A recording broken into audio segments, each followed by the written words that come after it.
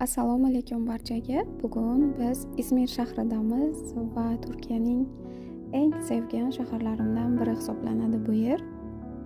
Sayohatimizni biz muzeylardan boshladik va Turkiya Respublikasining birinchi prezidenti Mustafa Kemal Atatürkning o'sha Izmir shahridagi Uy muzeyiga sayohat qilamiz.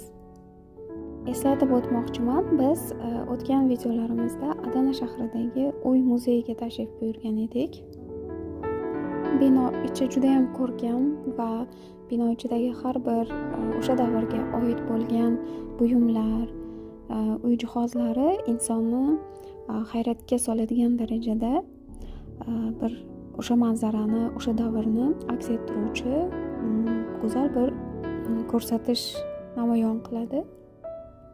Muzeyga tashrif buyurish bepul va muzey 2 qavatdan iborat bo'lib, asosan ikkinchi qavati muzey qilingan. Biz boshqa xonalarni ham birgalikda video davomida ko'rib chiqamiz. Marhamat.